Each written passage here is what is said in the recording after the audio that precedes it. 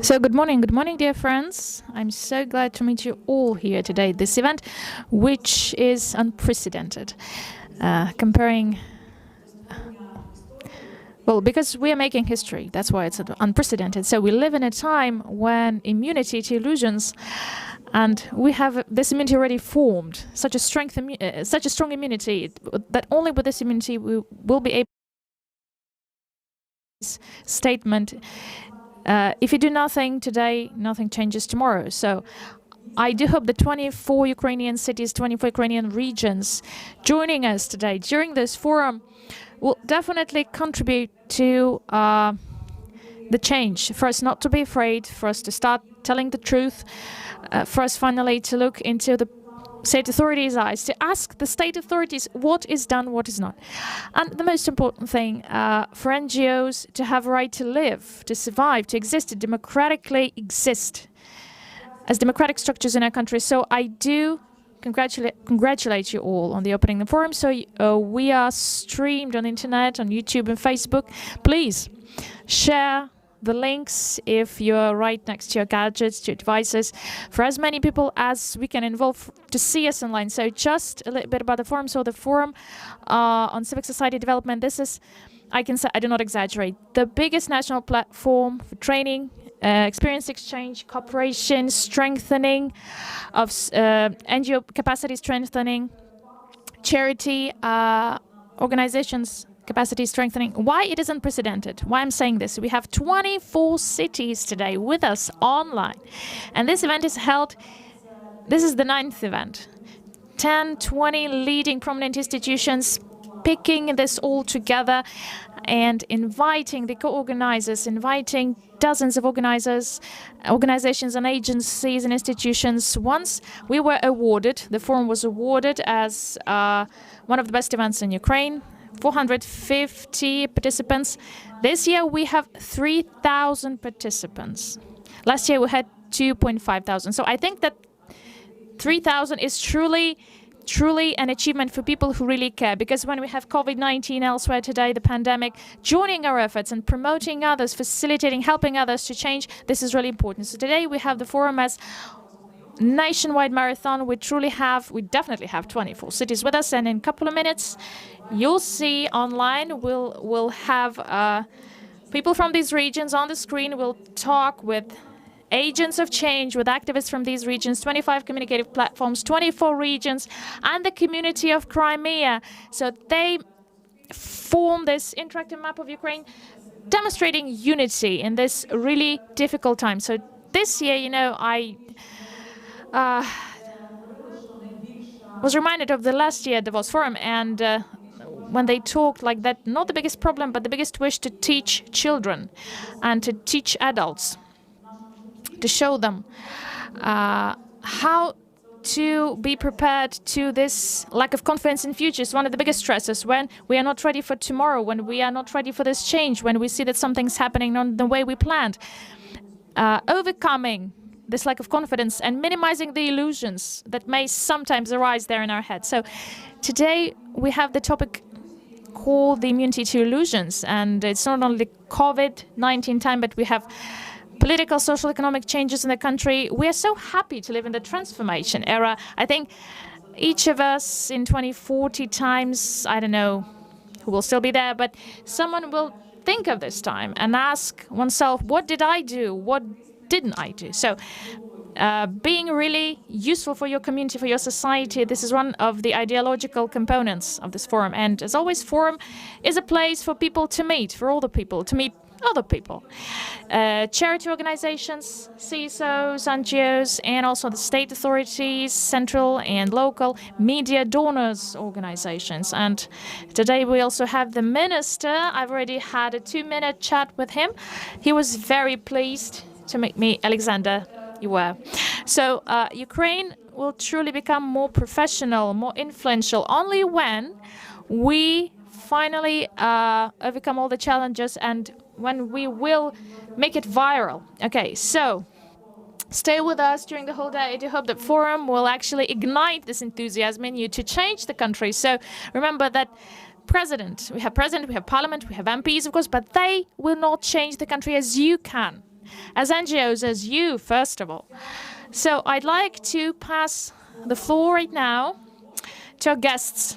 I do think that their opinions and that support will be interesting to everyone. So, ladies and gentlemen, please do meet the Minister of Culture and Information Policy of Ukraine, Alexander Tkachenko. So, applause. That would be really nice, I guess. That would be really warm. So, just a phone. This I left it to you. Okay. So good morning.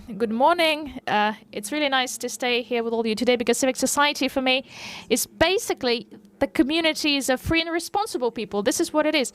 That actually, within this transformation time, in time of challenges, the country is constantly ongoing to consolidate, to unite the society, power and business, also education, culture, science. This is the feature of sustainability of civic society, and actually to face the challenges. So in all the questionnaires, all the surveys, when it comes to trust, when the trust is mentioned, so volunteers who present the civic society, they are usually, volunteers are mentioned in the first line. So these are the most trusted people, one of the most trusted. And in the ministry, we were involved to the implementation of the strategy on civic society development within the framework of the strategy in November, together with the initiative of the sectoral support. We launched the information program, Civic Society in Power, the best practices of cooperation, where we were discussing, and we actually presented such cases as fundraising for oxygenators, so the volunteer cafeteria is opening, another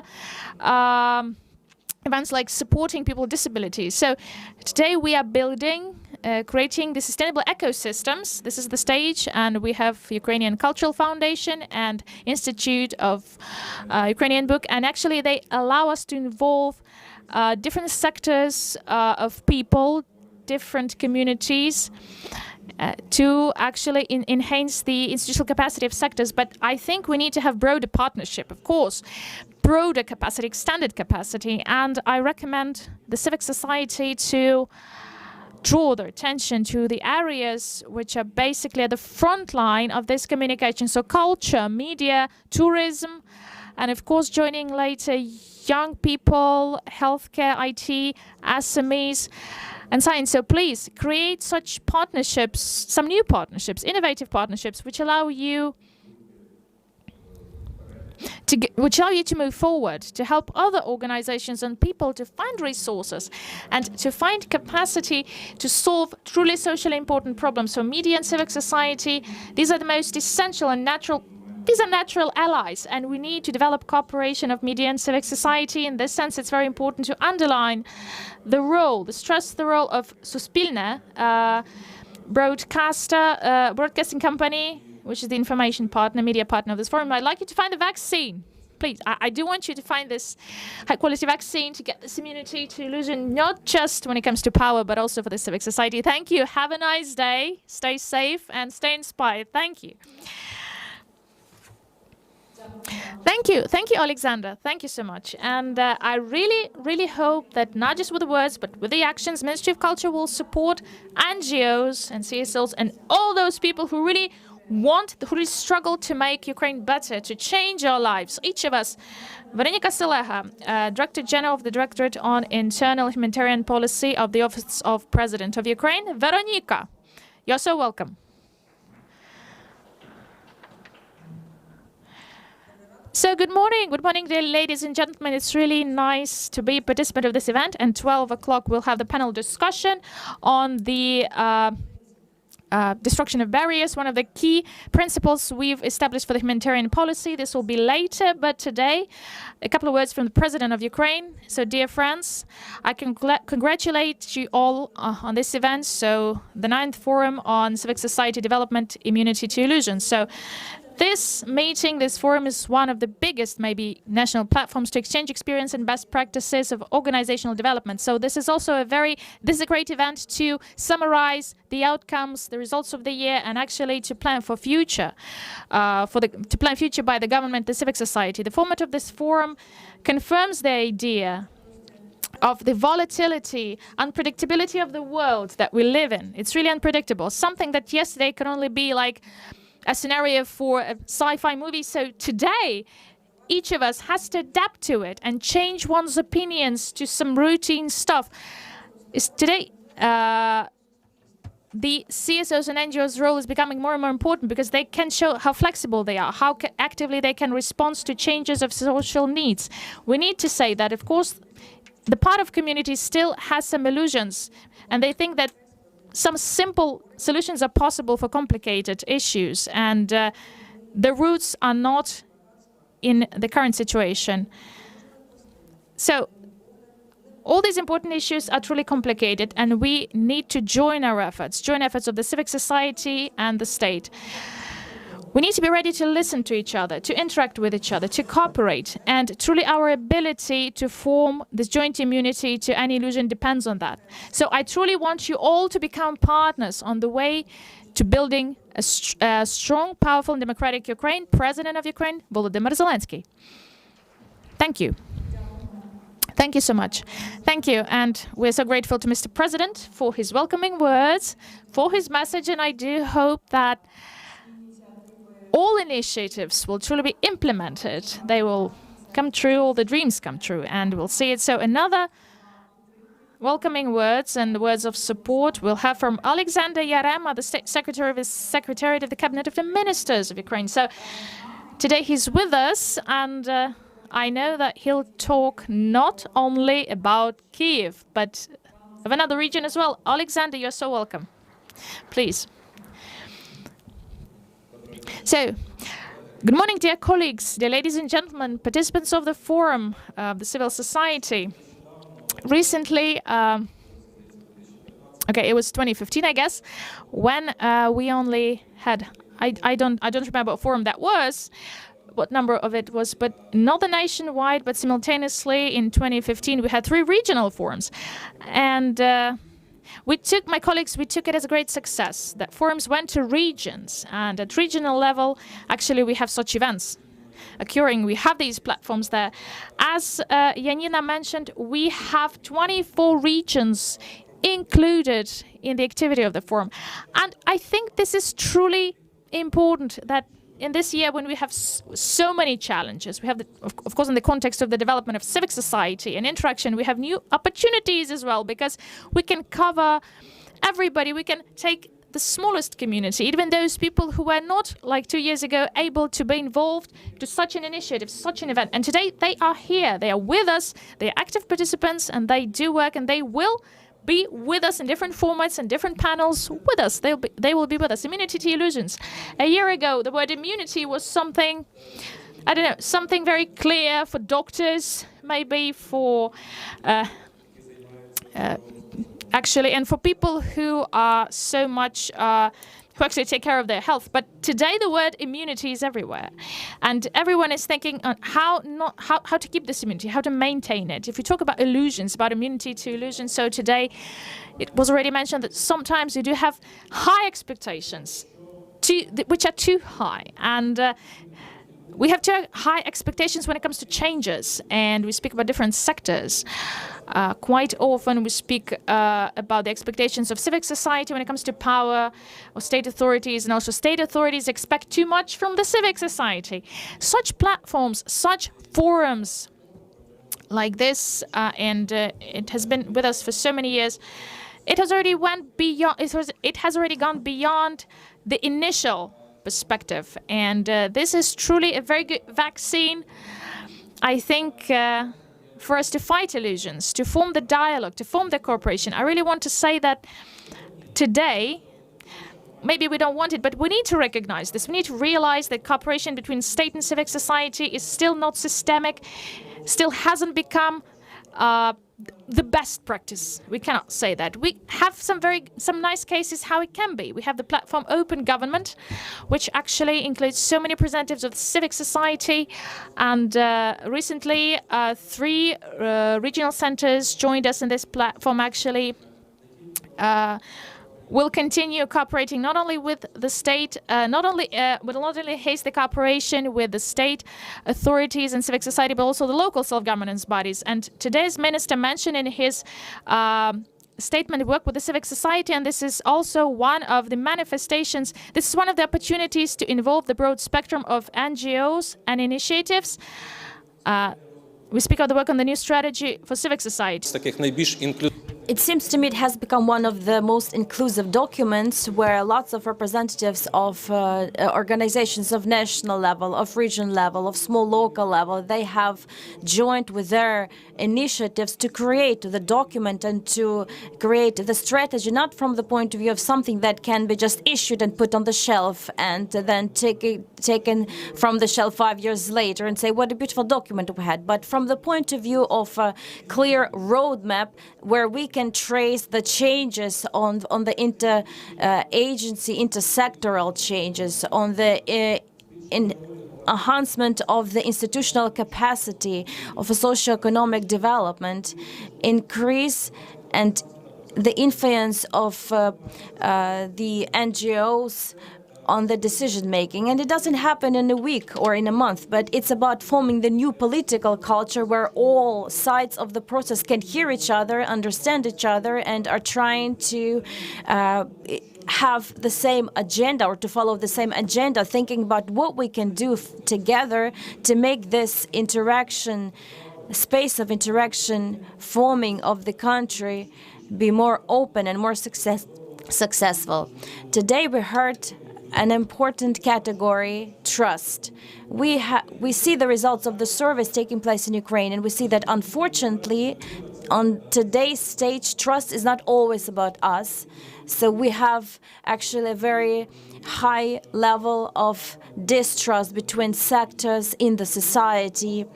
And it seems to me that similar platforms, similar cooperation, when we are taking small steps, organizing small events that can help us to learn to trust, to learn to feel that together we can achieve more. It encourages the spread of trust and to collective immunity from illusions. As one of the examples, because you have mentioned today that not only in Kyiv, but we have just in general many platforms or initiatives. There are many of these initiatives. Ministry of Culture and Informational Policy mentioned one of the competition, which is called Best Practice of Interaction between the authorities and the CSOs.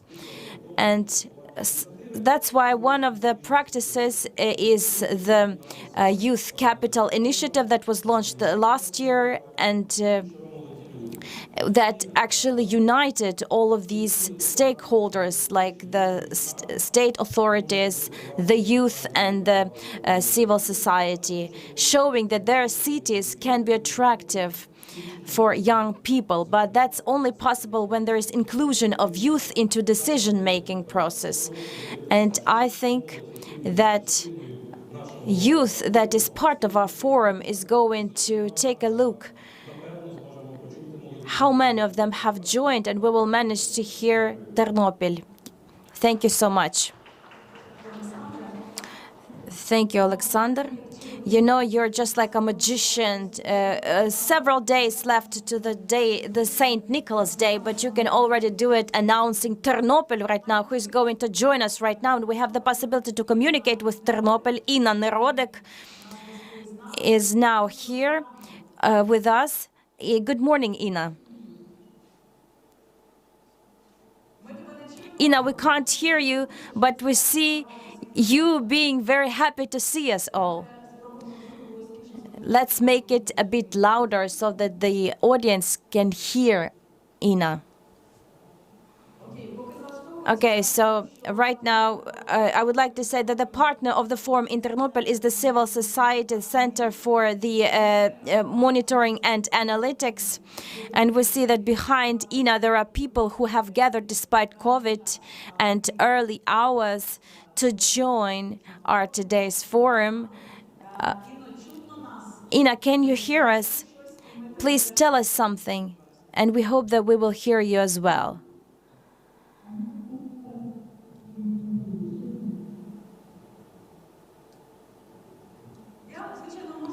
Of course, I can imagine what Ina is saying, because I know her. I have known her for quite a while, but I would really like us to hear what she says. Exact words.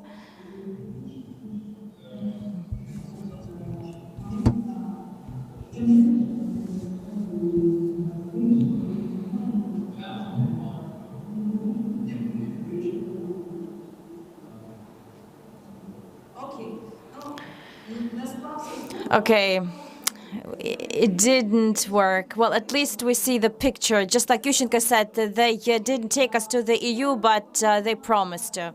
So until we,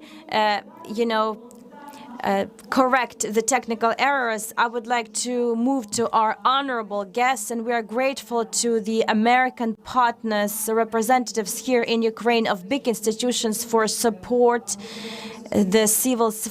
civil society. James Hope, Mission Director for USAID, Ukraine and Belarus, is here with us online. James, my greetings to you. It going.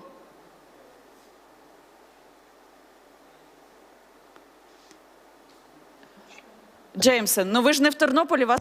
James, you're not in Ternopil, so we are supposed to hear you well.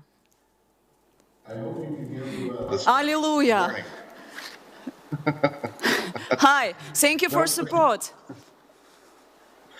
Доброго ранку, Good morning. Minister and colleagues, partners, participants, this morning, and it's a great opportunity to join the 9th Annual Civil Society Development Forum, a very unique opportunity, perhaps the most important opportunity each year to come together.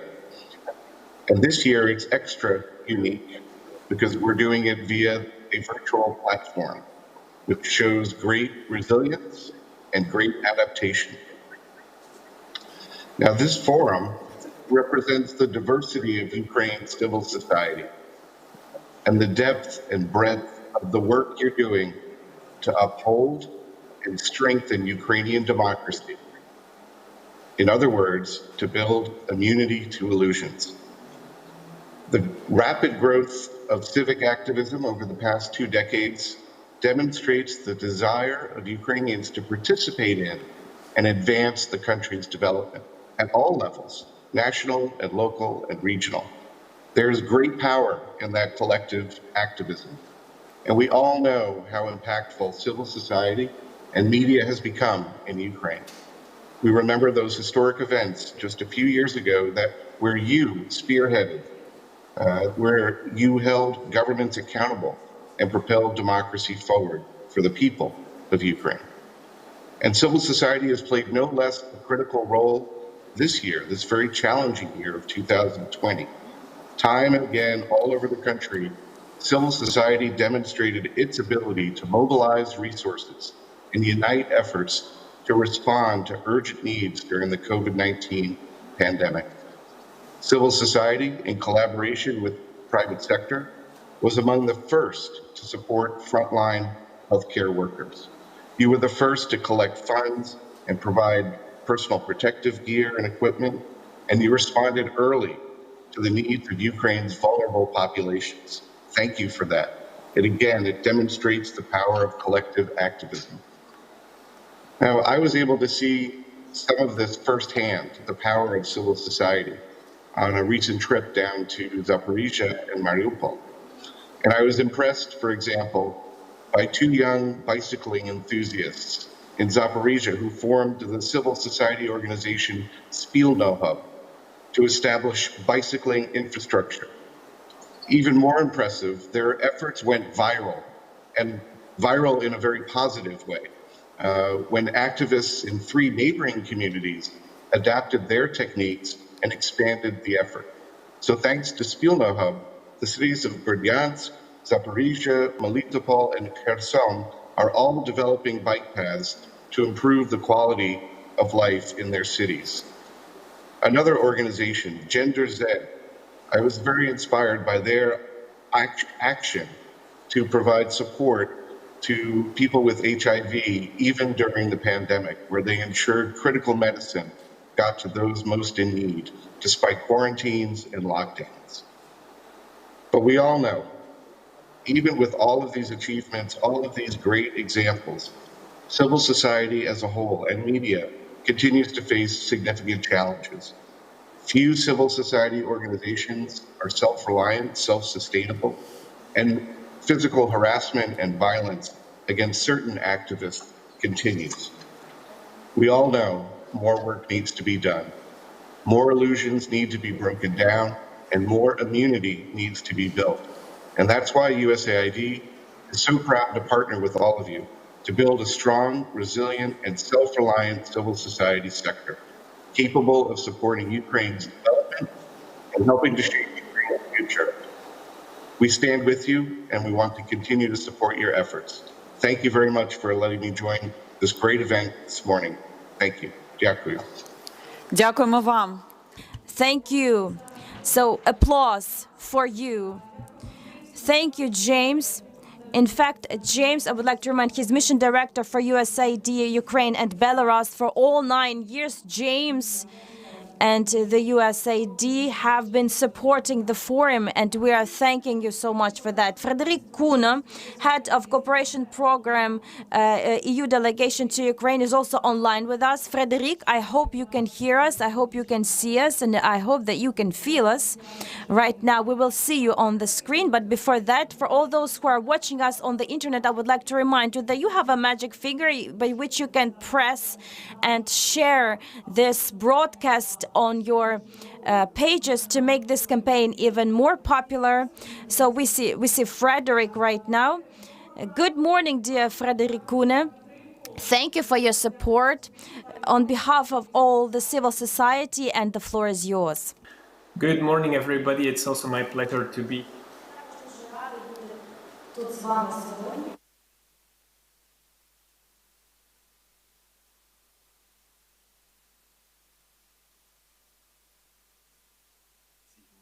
Also good that we have all the regions participating.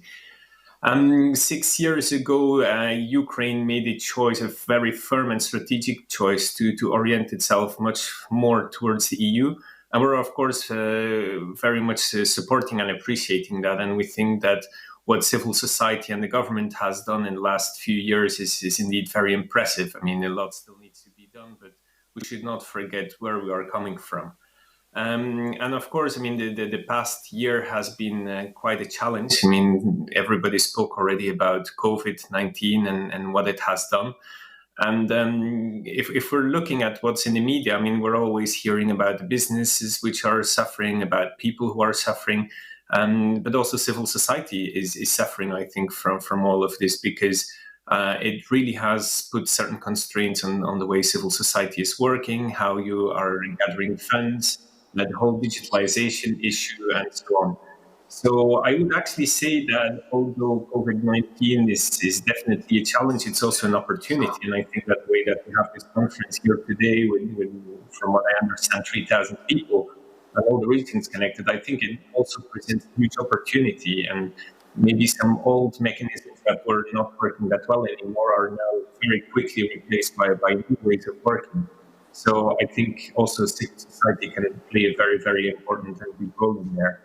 And I think also in the last year, indeed, civil society has played a big role, because you have supported in reaching out to the population. I mean, some of the awareness campaigns have been carried out by civil society, and without you, it might have been much more difficult. But also with EU support, and the EU is the biggest donor for civil society in Ukraine. So with this support, we've been able to reach out to over 600 civil society organizations in the country, which I think is a very impressive amount. And we've been working with young community leaders, community resilience. We've also been working with independent rights defenders, journalists, and so on. So again, I would like to thank you. And I would also like to say from the side of the European Union, we're very proud of what you as civil society organizations have been doing in the past year. But also for the future, I think it's important that you know that the EU remains very much committed, and we will continue to support the EU in line with our civil society engagement roadmap. And maybe a few very specific things that I would like to raise here. So first of all, what we want to do is we want to diversify the numbers of organizations that are getting more support, because I think it's very important to reach out also to new civic actors. We need to diversify, but we should also try to work more on sustainability and resilience. The second thing is also looking at alternative ways of Тож повинні шукати because, as I already said, the pandemic has had an impact on funding, and it's basically exacerbating what has been happening in the last few years. But we really believe that working on social entrepreneurship is going to be a very important way forward, and that's why we want to support you in bringing civil society and the private sector from the other side together, so that they can really find points of convergence and work together for common aims. And then finally, I also want to say that we still want to continue with building stronger capacities for civil society. For example, we've been supporting ISA Ednania for quite some time, and we would like to continue all of the support. So that being said, again, thank you very much for inviting me to speak at this very impressive conference. I'm very happy to be here. And I hope that we're going to have some very interesting discussions today. So thank you very much. Stay safe, healthy, and sane. Дякуємо. Дякуємо. Thank you so much, Frederick. Thank you, Frederick Kunin, head of cooperation program of EU delegation to Ukraine. Thank you for sustainable 9-year support for all these years since the very first forum. This is truly valuable. Dafina Gercheva, resident representative of UNDP in Ukraine. Okay, we have her, have the video of her welcoming words to all the guests, to participants, and we'd like to demonstrate it to you. Distinguished civil society representatives, experts, and all interested in the development of civil society in Ukraine. Добрый день. I'm delighted to welcome you to the 9th Civil Society Development Forum under the well-timed theme, Immunity to Illusions. The COVID-19 pandemic has demonstrated to all of us how fragile our world can be, and that even something so small it is invisible to the naked eye can reverse years of progress with sustainable development. The pandemic is far from over, but all of us together should already be planning to build forward better and to ensure speedy recovery from the crisis. Recovering from this emergency and building resilience against future threats will require deliberate and strategic actions by all, especially civil society working closely with government and the private sector. Our actions should be concerted and coordinated. As pointed out in this year's 2020 United Nations Development Programme Human Development Report, we must move beyond solving discrete problems with singular solutions. Instead, we must connect the dots and equip ourselves to navigate complex, interconnected social and ecological systems. What does building forward better actually mean for a country like Ukraine, which has been grappling with serious political, environmental, economic, and security challenges prior to the outbreak of the novel coronavirus?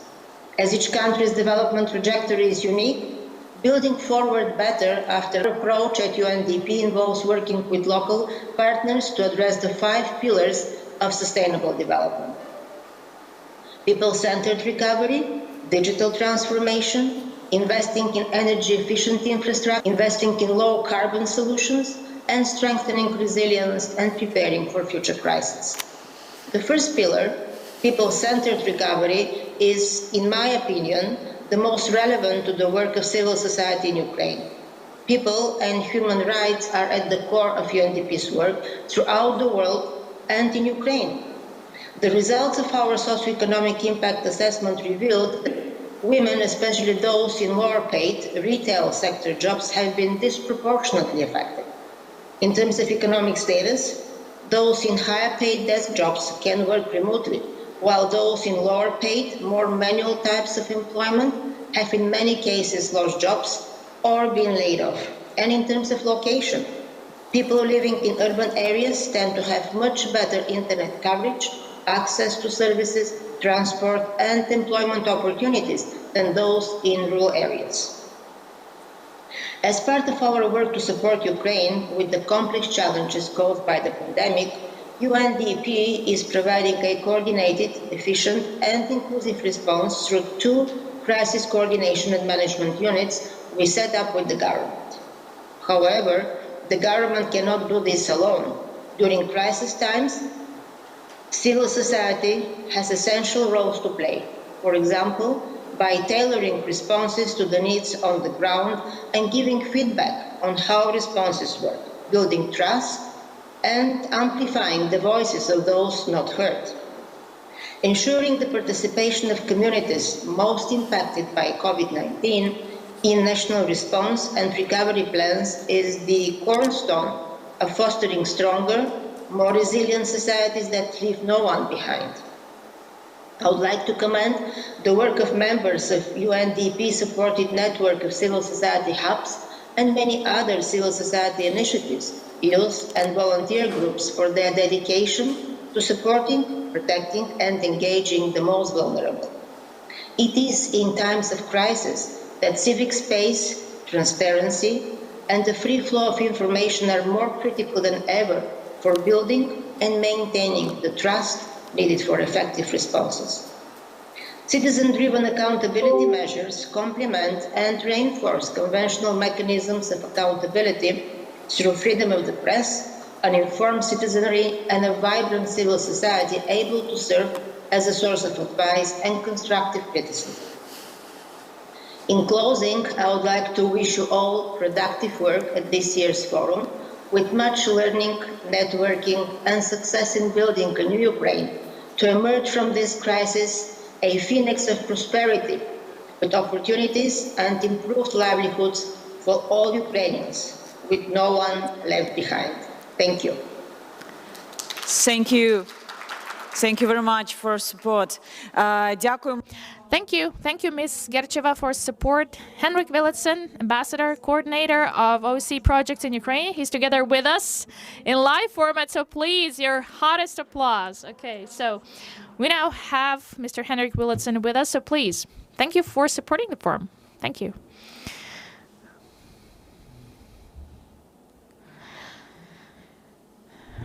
Dear friends, it's an honor and a great pleasure for me to welcome you all at this 9th Civil Society Development Forum called Illusions, Immunity.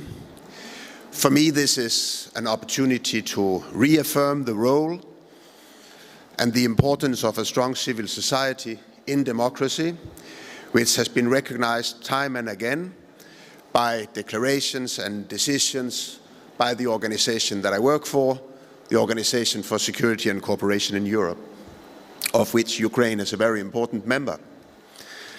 I would also like to express my personal admiration at how Ukrainian civil society is enhancing the ability of the country to respond to challenges time and again.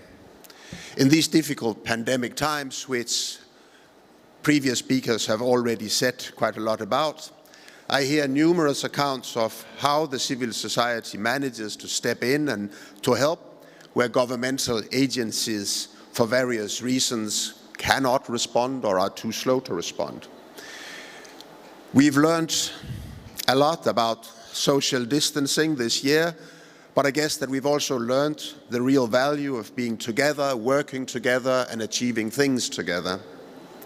I do hope that safety measures will keep our health protected, and at the same time, it's my utmost wish that they do not undermine this forum's efforts to continue building and developing networks of relations. Relations build cooperation that fears no physical distance. Civil society is, in my opinion, not only a watchdog, but also a powerful partner for state institutions at all levels. And I was glad to see the minister being here this morning as well. My office has for over 20 years worked in Ukraine. We've had numerous occasions to confirm the value of civil society in many, many different spheres. Just to mention a couple of examples related to the work that we are engaged in at the moment. Civil society is an important partner for us to underpin our work when it comes to countering trafficking in human beings and domestic violence. The non-governmental sector has been crucial in establishing anti-torture monitoring in detention facilities, and it's an important player in judicial and many other reforms. Thus, strengthening and supporting civil society is an indispensable element of our work in Ukraine with our project activities to promote democratic values in the country. To enable practical ways for civil society to share the burden of governance with officials, my office is currently focusing on a couple of aspects. One of them is supporting the government to develop a new national strategy to promote the development of civil society in the time period 2021 to 2026. And the second activity at the moment, building capacity and confidence among civil society organizations and authorities to cooperate effectively and work together effectively. I would like to thank the organizers from Isa Etnania to give us room within this forum to speak more about what the OSCE does in Ukraine, together with Ukrainian government and Ukrainian civil society, where I would as well like to warmly invite you to join us during these sessions today, and I'm sure there will be many fruitful discussions with the participation of all of you. I hope that by the end of the day you leave this forum more informed and more inspired and with a strong desire to work together and join your forces. Thank you very much for inviting me to speak at this great event. I wish you a good day and a good time to come. Thank you. Дякуємо. Дякуємо за підтримку. Thank you so much for your support. Thank you for your constant support. Friends, I know that you are so thrilled with our speakers' presentations, with our speeches, every time they mention this external support. And right now, before we have our regions, the final speaker we still have, Head of Cooperation Program, Embassy of Canada to Ukraine, Ashley Mulrooney. So we have a chance to talk to her online. Ashley, good morning. Really, it's very symbolic. I don't know, behind you, behind your right shoulder, we have two flags of Canada and Ukraine. It's really nice. It's really so warming. And thank you for your support. Yes, definitely. It's great. It's cool. And please, the floor goes to you. Please, you're welcome. Thank you. It's lovely to see you. I'm sorry I can't be in person. And I'm sorry that I'm following after all friends. It's always tough to be. But fundamentally, it's I give a special thank you to the in these extraordinary times, inviting Canada to participate. It's a pleasure to see that despite created by COVID, this forum continues with its. As we're navigating through these difficult, I highlight the role. When we think about the role it plays in our society, we don't really think about the value.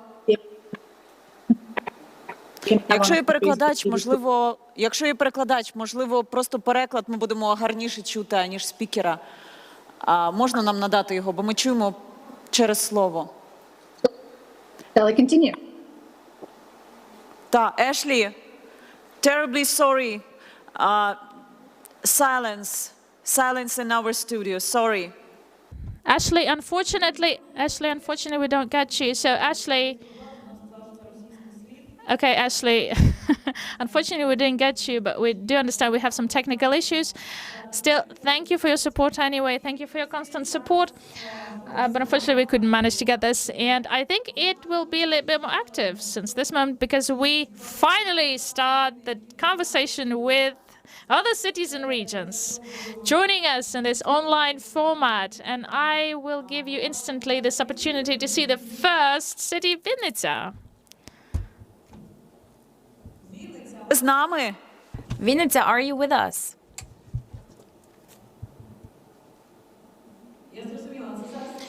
I see. It's a challenge right now. We have to manage to find Vinnytsia among all these windows.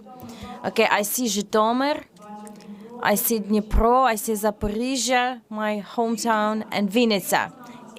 Is Vinnytsia with us? Let me know. Here they are. Hello, dear friends. Thank you for being with us. Then Kharkiv. Let me know. Wave a hand or something without touching your lips.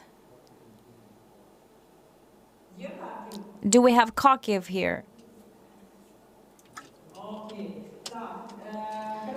Kherson.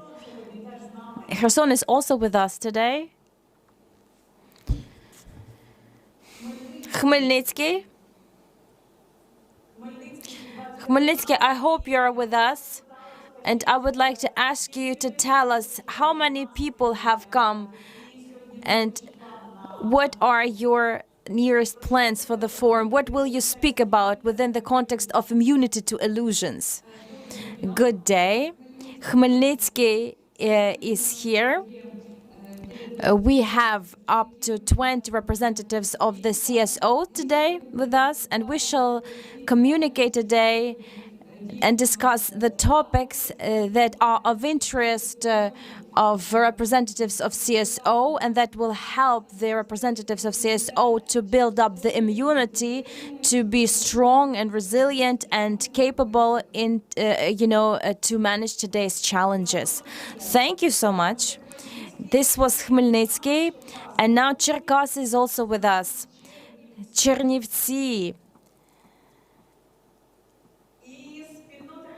And the community of Crimea are here with us on the main stage. We are grateful for that a lot. Let's applaud.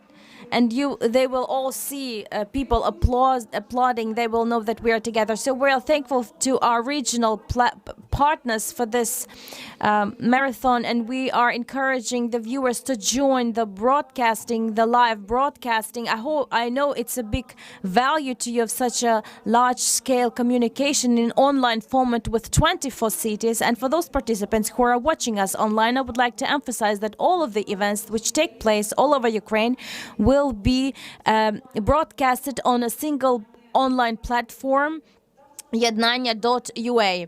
And also on the website you will find the links to all the events that are taking place within the forum. And I would like to mention that the forum program is big and long, and up to 15 or from 15 till 20 events will be taking place simultaneously. You can just visit and choose. Of course, it's all for the activity from all the regions. You are to study the schedule, which is on the website, and you have to define the priority events for yourself. I would like to remind you our forum is forum.Yednanya.ua. I hope you can see it actually on the screen, and I am encouraging you to join the Telegram channel, where there will be information on the main broadcasts, and there you can also exchange the contacts and the insights and find partners for your future projects. Please join Telegram channel. The link for that is on the screen and in your broadcast. Just push the button to subscribe, and then you will have the notification. So I'm encouraging you to be active, ask questions to the speakers, don't be shy. We're here to talk, to exchange our opinions, to find common solutions, and to share the implementation of what has been done. And via somebody, I'm sure someone's experience can be beneficial for you. And would like to thank the Ukrainian Academy for Leadership, the students of which have become volunteers of our forum and are helping all questions to find their addressees.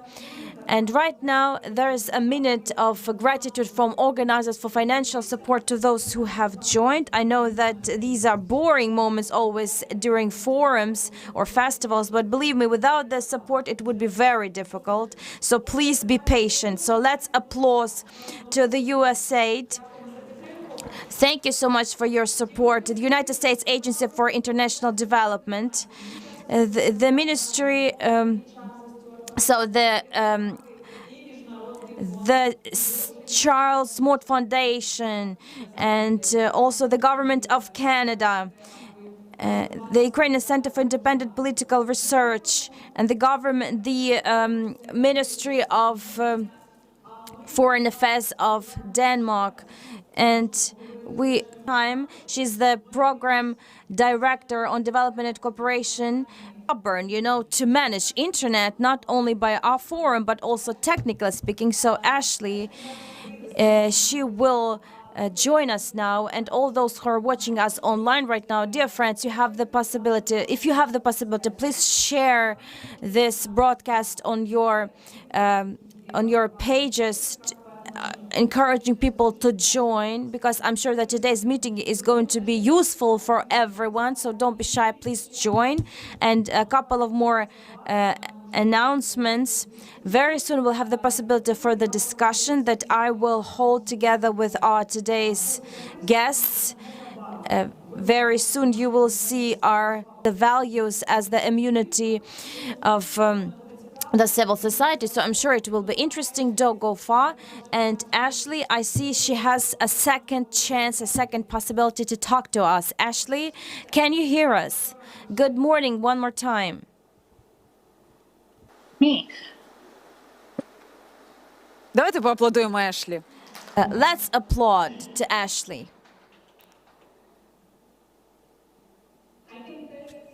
Technical wizards behind the scenes who. All right, I recognize that, so I will try to be quick, but pleasure to be here today to support the Development Forum.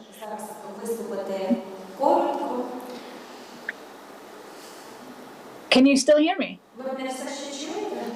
Так, причому Yes. з Yes, but you are dubbed in a very beautiful Ukrainian voice, and you would love it. I just want to say that one of the things that when we think about the role of civil society, we don't always think about the role that it plays in the economy or the impact it can have on a country's GDP. Often we think about oversight and the importance of that it plays in playing in legislation and policies, and sometimes in its service, obviously in its service delivery role. Both of these are really important. And as we reflect on the last year, we can all appreciate the importance of CSO's oversight over the procurement of personal protective equipment, medicines, medical equipment, and other medical supplies in response to COVID-19. But these cost savings that came through improved oversight easily translate into a better enabling environment to attract investment. And that's the economic impact, one of the economic impacts that civil society can have. Sometimes we don't always remember the role that civil society can play in delivering services. In countries like Canada, this is of particular importance. But it's also the case in Ukraine. Last year, around this time, I visited a shelter for victims of sexual and gender-based violence in Lviv. It is managed by a local civil society organization. And I also visited another similar center in Vinnytsia, this time managed by the local administration, but in partnership with local civil society. Another example is the introduction of survivors of gender-based violence, including psychosocial and legal support to address COVID-19 related challenges. One organization that we were proud to partner with, Ukraine, was able to deliver these services through our Women of Ukraine project in Lviv, Kyiv, and Kherson and Vinnytsia. Under our Women's Voice and Leadership project with the Ukrainian Women's Fund, regional women's organizations trained social workers to provide services to women during the pandemic, conducted online educational activities for children of women who were internally displaced and who had to work from home during the lockdown. And like all of us, they needed something to occupy their kids. They analyzed barriers and access to social services for people with disabilities and provided training to local government officials on how to provide online services for people with disabilities. When the pandemic hit Ukraine, small businesses and the most vulnerable members of our society were particularly hard hit. Civil society groups were quick to react. In Melitopol, for example, a local CSO purchased sewing machines to retrain men and women. Others continue to provide create jobs, such as in Yaremchik, where civil society equips both businesses and employees with skills that will help attract tourists. But perhaps the most important role civil society plays in making countries more prosperous is by bringing women most vulnerable and marginalized into the formal economy, aiming to do so as equal participants in economic activities. We know that when women are able to develop their full economic potential, whether it's agricultural producers, employees, scientists, or business leaders, economies thrive and the benefits of that growth reach more people. We see it at the household level too.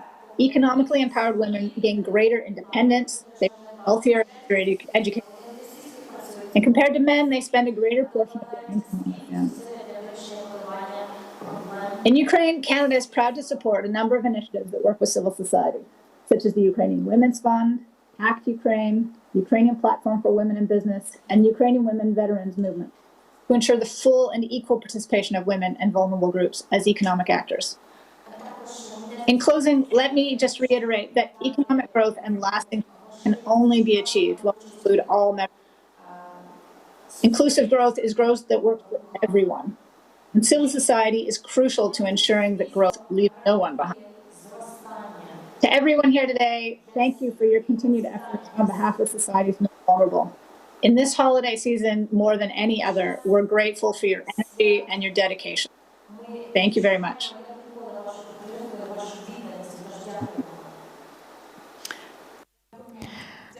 Thank you, Ashley. Thank you so much. So it really proves. So when the universe and when our forum wants something, it happens. Okay, so take this into account and please just join our activities. You have it. So thank you actually for joining despite the COVID-19, and we have already winter. Autumn came to winter, so but still we have this depressive autumn in our soul. But we do still hope that you'll find something useful today. And 5 minutes for coffee break, and then we'll continue.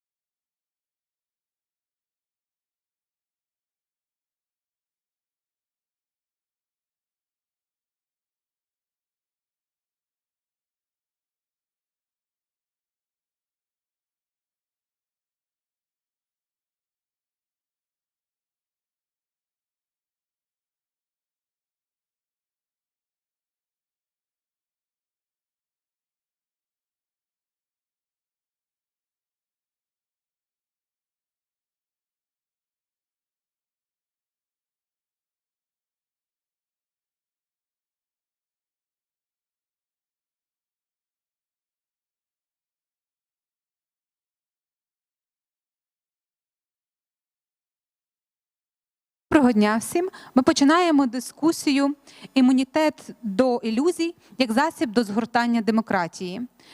Я представлю коротко наших учасників, скажу декілька слів про нашу панель, а також про правила роботи під час панелі.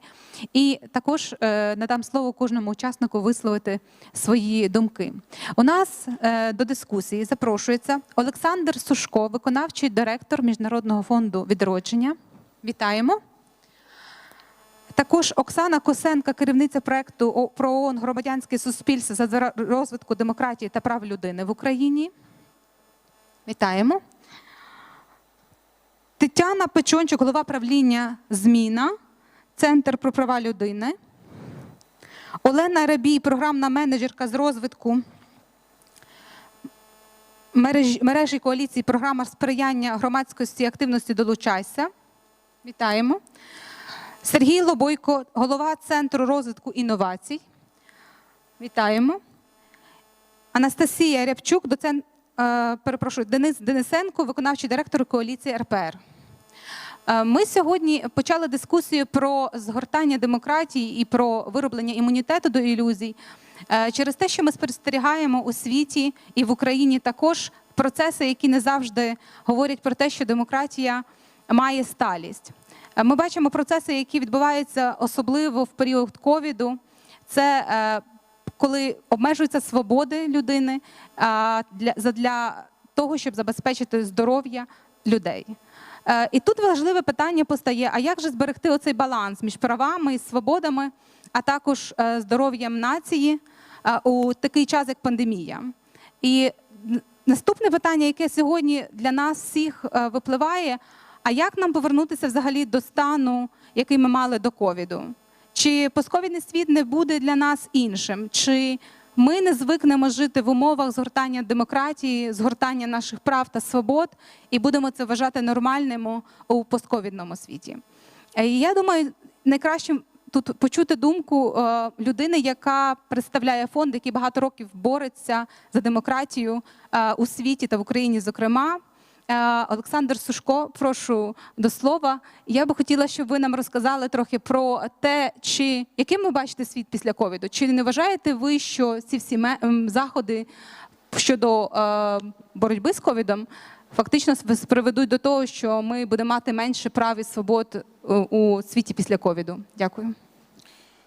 Дякую, Марія. Дякую шановним організаторам. І це знову ж таки гарний привід зібратися тут наприкінці року, наприкінці сезону, можливо, підвести якісь підсумки, обмінятися нашими відчуттями того, де ми знаходимося і що нас чекає. Минулого року ми були сповнені планів, але цей рік вніс суттєві корективи. Зараз нам знову хочеться віритися в те, що майбутнє є передбачуваним, але уроки цього року, зокрема, говорять про те, що світ не завжди готовий бути передбачуваним до тої міри, до якої нам би хотілося. Тому всі наші прогнози так чи інакше мають поправку на ту умовність, яку виставляє нам об'єктивний світ. І, відповідно, це знижує планку наших амбіцій щодо того, до якої міри ми можемо все передбачати. В той же час наше прагнення до узагальнень і раціонального розуміння світу нікуди не подінеться. І так чи інакше нам треба, вже маючи уроки 2020 року, додаючи їх до уроків, які ми з вами мали із попереднього періоду, спробувати узагальнювати. І, можливо, якщо навіть наш прогноз немає шансів на те, щоб збутися на 100%, тим не менше уроки минулого дозволяють нам у майбутньому, як мінімум, мінімізувати наші хибні дії, кроки, більш зосереджено і розумно підходити до витрачання наших ресурсів, як фізичних, моральних, матеріальних, будь-яких. Тому, власне, про що ми говоримо зараз наприкінці 2020 року? Насправді, висновки з пандемії ковіду для розвитку демократії, відкритих суспільств, міжнародної співпраці і взагалі відкритості є досить суперечливими. Тому що це така штука, із якої кожен, по суті, може зробити ті висновки, які більше лягають на душу. Тобто які більш комфортні, яких більше хочеться. Хтось, спираючись на певні здобутки, власне, процеси 2020 року, може сказати, що ось світ іде до більшої закритості. Ось деякі авторитарні країни продемонстрували більш ефективний спосіб реагування на ковід, і тому, власне, в них більша перспектива на майбутнє. Хтось скаже, що да, от в демократичному світі досить непросто мобілізувати людей у такий спосіб, щоб з одного боку вони були дуже дисциплінованими і дотримувалися всіх вимог, які мінімізують поширення вірусу, з іншого боку, і планування державних ресурсів може бути не дуже ефективним у країнах, які більшою мірою залежать від настроїв виборців, ніж в тоталітарних країнах, які можуть керуватися виключно рішеннями вузької групи людей. Втім, ці висновки далеко не є настільки, ці гіпотетичні висновки не є аж настільки підтвердженими практикою, тому що якщо ми глянемо очима на весь світ, то ми побачимо, що є ті авторитарні країни, які краще впоралися, а є ті, що гірше. Багатьом авторитарним країнам їхній поряд з нами є і Росія, і Білорусь, і є інші країни, такі як Іран. І нічого їм їхній, власне,